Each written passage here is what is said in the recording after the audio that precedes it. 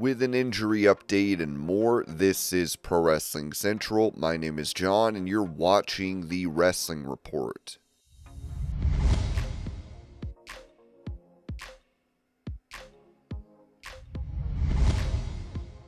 Asked about his upcoming TNA title defense against Joe Hendry and Santana, NXT star Trick Williams told What Culture Wrestling, "Something that bothers me is a lot of people say this brand don't mean nothing to me. You know, it just feeds my ego and it's just a vanity project for me to carry this title. But I'm literally the best thing for the brand. Like, who's going to put in the work like I'm putting in the work? Everybody caught their flight. They back home. They eating potato chips at the crib. Trick Williams is working out all day, every day. He does interviews. I'm gonna go work out again." That's the difference, man.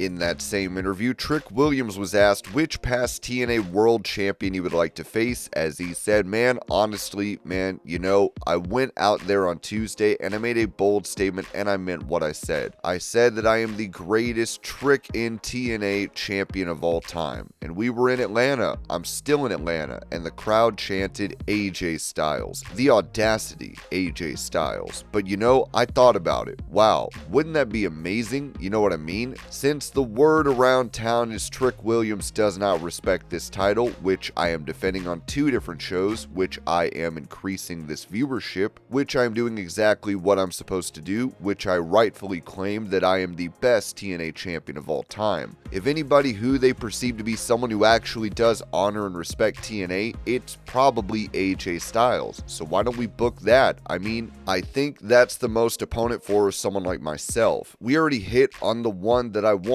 AJ Styles. That's the one. If somebody want to take the Trick in A away, I mean, he's the guy who I think people would respect the most. Let's book that. Trick Williams, the greatest TNA World Champion of all time versus AJ Styles, the greatest TNA World Champion of all time. Let's book that one.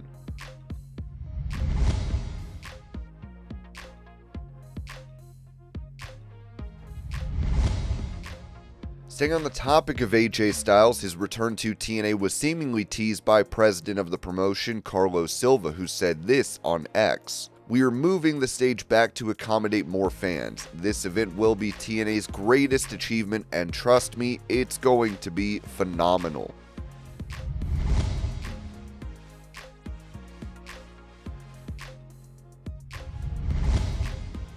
Following his departure from WWE, Carlito said this to Devon Dudley regarding a future return to the company. "I have a 3rd run, but I would see myself like you guys coming in and out, you know what I mean? I could see myself doing stuff like that, coming in, whatever, especially because, you know, I don't think there's any heat, right? I think at this point and stage of our life, we don't need to have a full run wrestling. I think vignettes, things like that, small inclement things that we can do that not only would get over, but the people would be entertained, sure. And it's kind of like, okay, we don't need to have what we did in the first run, all that wrestling and doing that. We just go in there and be us, be the characters that we created and made famous, right? That's it, right?"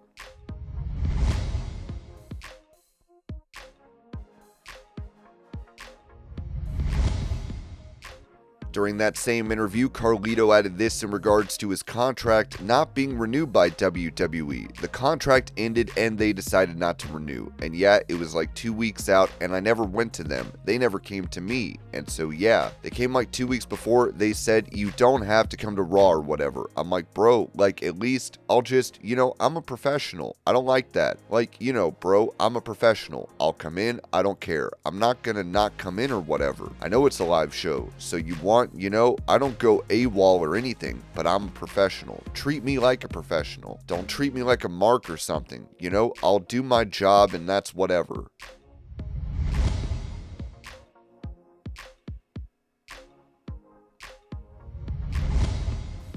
As Bron Breakker was involved in the gauntlet match on Raw, the backstage reaction to his performance was noted by Fightful Select. Bron Breakker got a ton of praise for carrying the gauntlet match on Monday Night Raw.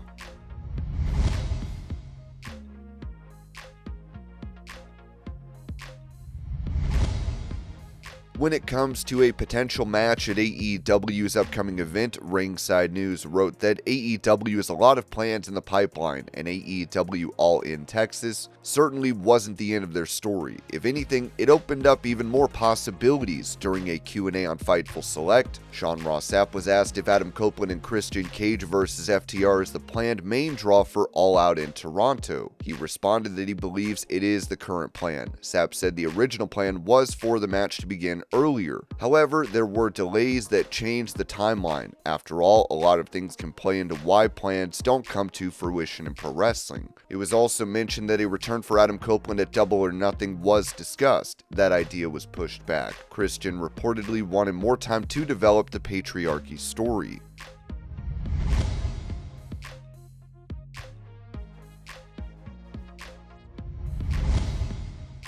Defending Jelly Roll's involvement in WWE as the star is set for a tag team match at SummerSlam, Damian Priest told Busted Open Radio, "It's a little different with celebrities now than back then. Celebrities now, they're not coming in just to promote songs and albums. Jelly Roll is doing exactly what Bad Bunny did. He moved to Florida to be at the PC full time because he's taking it seriously. So it's different when someone takes it extra seriously. On our side, you start appreciating what Jelly Roll, Bad Bunny, and guys like that bring. When they're on a show and advertised, it means extra eyeballs get to see me. I might not even be in that match, but I'm gonna get extra eyeballs on me, and I'm creating a new fan. Maybe that person will now in turn like me because of what they saw, and now I'll have another follower for the business and for personal gain. You can't lose. It's good for everyone. I don't believe in taking up spots. We were all in control of our own situation with the company, right? Within reason. To me, it's like we're there. We got the job. So it's on us to maintain staying on TV or whatever. So I don't believe in taking up a spot. I believe you did something in your life to deserve this moment right now. So that's how you get there, because of what you did in life. But yeah, I appreciate what it brings to our business now."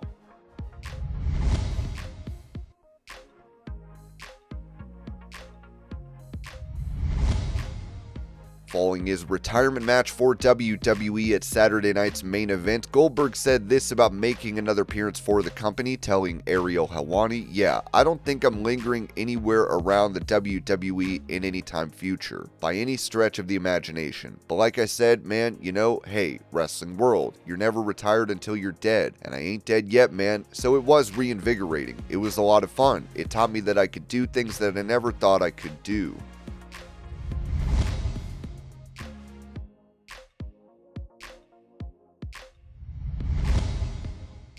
In that same interview, Goldberg talked about how he felt physically going into the world title match against Gunther, saying, "There's no way in hell I could have done that, Ariel, without going to get the stem cells. The body that I've lived with prior to that couldn't have accomplished it. So yeah, man, I woke up and my hand was swollen. I don't know what happened. I think I might have gone through the who knows, who cares. To be able to get out of that match because of my knees, I got a bad knee and everybody complains about, oh, he's limping. I should be limping. I earned a limp. And if I gotta go in with shoulder pads and a helmet and a knee brace on, I'm going in. But I'm going out like a warrior, right? So yeah, my knee's bad, my shoulder's bad, but the stem cells allowed me, my neck's bad. Stem cells allowed me to go in there and give it my best at whatever age that I am. And I could not have done it. There was no way I could have done it without them. So I am an absolute firm believer, and wow, what a difference. Just unbelievable. I completely changed my diet for 5 months. I've never done that before. Never done that. And I did everything to set the stage for the stem cells to do their thing. I posted a bunch of stuff. The reality is every time I went in there, Muay Thai gym, I had to pull back because I knew I was going to hurt myself. I got 100 cc's of fluid taken out of my knee a month ago, just the day before we were going to train. Something happened to it. That wasn't in the playbook at all.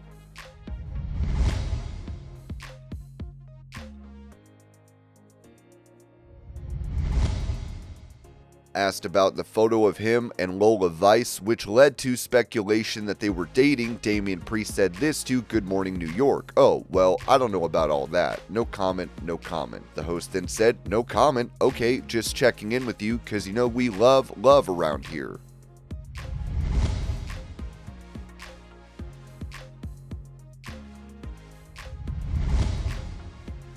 Talking about Cardi B appearing at SummerSlam, Triple H said this during the post-show press conference for Money in the Bank. Can you see her? I don't know if anyone can control Cardi B. Let me start with that. If she wants to, I don't think we can talk her out of it. Cardi is going to do whatever she's going to do, and you're just hanging on to the tiger's tail a little bit there.